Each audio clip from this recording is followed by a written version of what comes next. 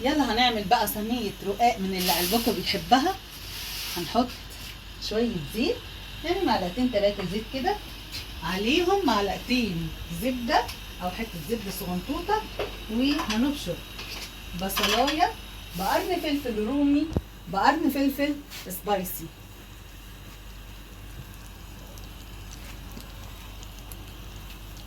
بمجرد ما الزيت والزبده يميكسوا مع بعضهم هنزل عليهم بالايه، بالبصلايه المفرومه، والبصلايه بقرن فلفل رومي بقرن فلفل سبايسي. واللي هيتبع خطواتي هيحصل على احلى صينيه رقاق او احسن صينيه جلاش. احنا النهارده هنعمل الايه، الرقاق، بما ان هو لسه موجود عندي من العيد الكبير.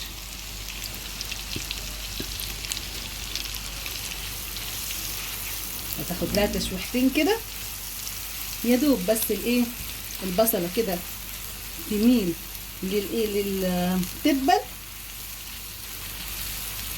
زي ما حضراتكم شايفين كده. واضح انها محتاجه شويه ايه، دهون. ممكن نزود لها حته زبده او شويه زيت، اللي تقدري تزوديه زوديه. ادي شويه زيت صغيرين كمان.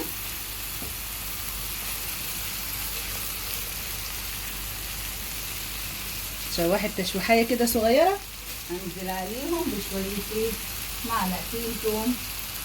معلقتين توم مهروسين.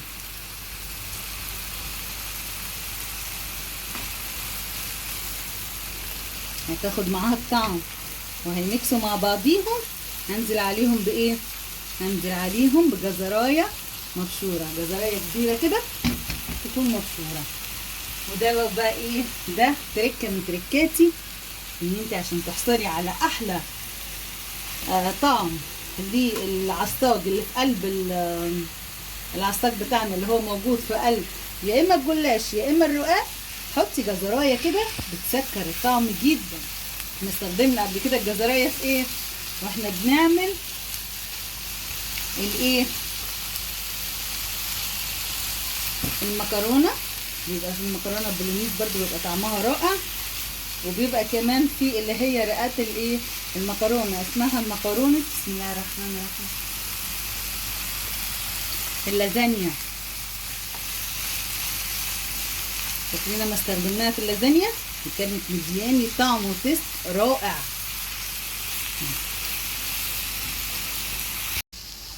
شايفين ادي اهو، يعتبر كل البصلايه مع الجزرايه مع الفلفلايه الرومي مع الفلفلايه السبايسي كله عمل ميكسنج وخد تشويحه حلوه كده على النار.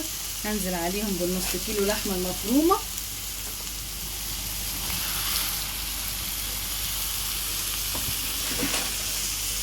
وهقلب في بعضه كله كده. بس الاول هحط لها عليهم شويه فلفل كده حلوين.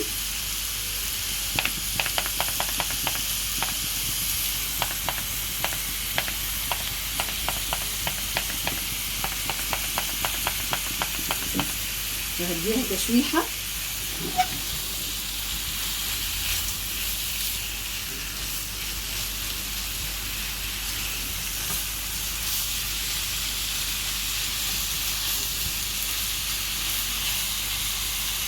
زي ما حضراتكم شايفين كده، احنا اللحمه خلاص اللون بتاعها اتحول زي ما حضراتكم شايفينه كده. يلا هننزل عليها بشويه الصلصه اللي احنا مصلصينها مع بعضينا، وكنت شايلاها نفعت اهي مع الطماطم الغاليه ام 22 و25. خلي بالكم مفيش حاجه بتعملوها وقت الرخص الا لما بتنفعكم جدا وقت الغلا. شايفين شويه الصلصه اللي احنا عاملينهم؟ يلا ننزل عليهم كمان بالتوابل بتاعتنا. توابلنا هتبقى ايه بقى؟ هتبقى فلفل اسود، شويه فلفل اسود كمان، معلقه بابريكا، معلقه توم باودر، معلقه بصل باودر، كل دي معالق صغيره طبعا، معلقه ملح. طبعا هنحط ايه، حبايتين حبهان، انا بحب احطهم كده حب قدامي عشان اشم ريحتهم، ونص معلقه جينجر، طبعا حاجه بسيطه، وورقه لوري، وقرنفل اهو ناعم، وفلفل اسود زي ما احنا قلنا. هننزل بالتوابل الجميله بتاعتنا دي وهنقلب الكلام الجميل ده.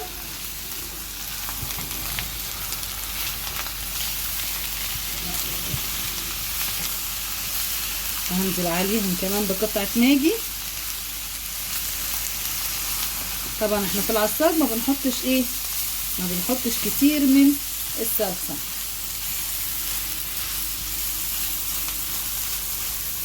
بصوا بقى هعمل ايه فيها. هنزل عليها كمان،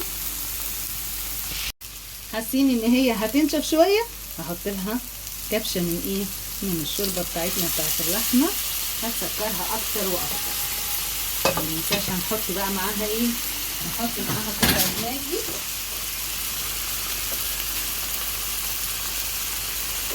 قطعه الماجي اهي، ننزلها ونراقب الموقف بقى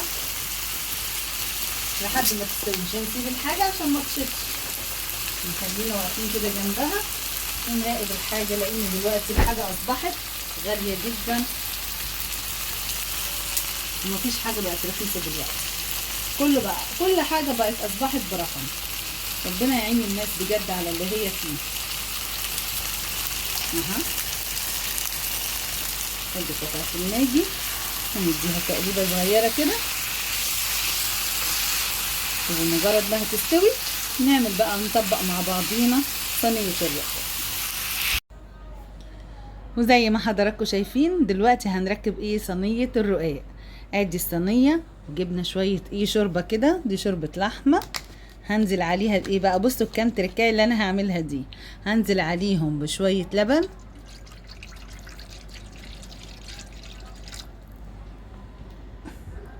بعد شويه اللبن هحط لها شويه فلفل،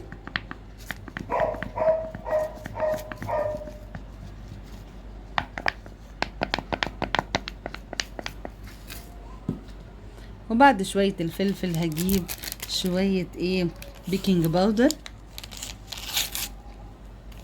البيكنج باودر دي امارات بتعمل بقى، بتخلي الجلاش او الرقاق مورق.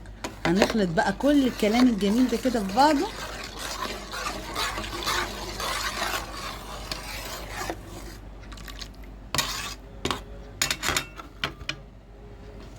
نخلطه بالفرشة هيكون اسهل.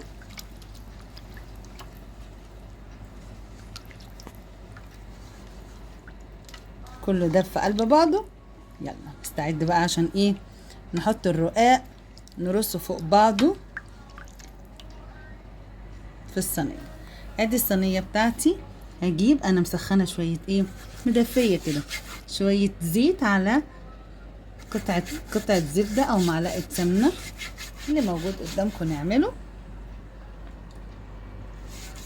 وهحط هغلف الحله الصينيه بتاعتي اللي هحط فيها الرقاق بالزبده مع الزيت او السمنه مع الزيت، زي ما احنا شفناها. غلفناها كده كلها بيها. نجيب شويه كمان كده عشان خاطر الجوانب كلها تبقى معموله بيها. غلفنا الكلام القمر ده. يلا هاتي الرقاق بقى وابدأي رقاق او جلاش اللي انتي بتحبيه. طبعا انا عندي هنا رقاق متفضل من العيد، هجيبه وهنزل هحط له الميكسنج اللي هو اللبن بالشوربه بتاعت اللحمه او شوربه بط، بتبقى طبعا احلى واجمل، او شوربه فراخ حسب ما اللي هو موجود. وهنرص الكلام الجميل القمر ده في الصينيه.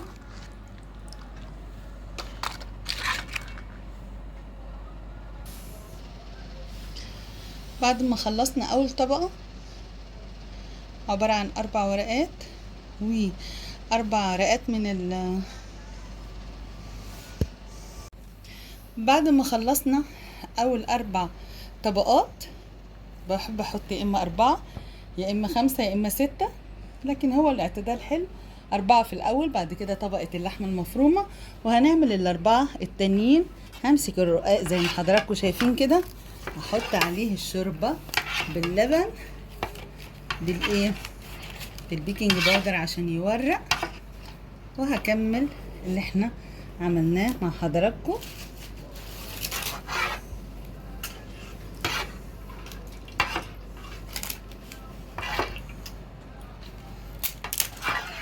زي ما انتوا شايفين الرقاق زي البسكوتة، لو ما كنتش هعمله بعتنا هنقول كله هيتكسر مني زي البسكويت بالظبط.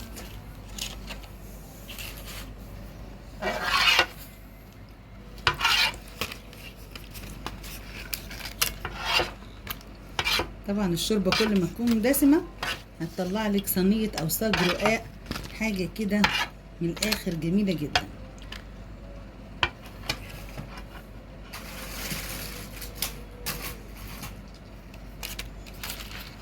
بصوا زي البسكوتة في ايديا، مش مستحمل ان انا ابله بالشوربة واللبن، ولكن طبعا بنركبه زي ما حضراتكم كده شايفين. هخلص الرق وادهنه بطبقة من الزبدة ومعاها الزيت.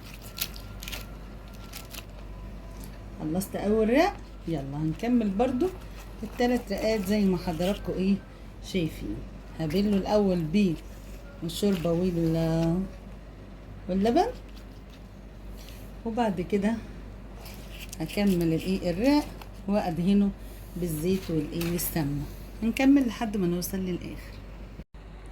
وبعد ما خلصنا الرقات حضراتكم وكملناها من فوق 4 زي من تحت 4، هنجيب حته قشطه كده وهنحطها من على وشها، ورشه كمان شوربه كده على الوش علشان خاطر يطلع طري ومش ناشف، ونزقها على الفرن. يلا بينا. زي ما انتوا شايفين صينية الرقاق طلعت بالمنظر الجميل ده، لكن انا اسفة عقبال ما جيت اصورها كانوا الضيوف كلوا منها قطع، بالهنا والشفا عليهم يا رب. انا راح اوديها لهم احسن، انا قلت لهم بس اصورها واجيبها لكم.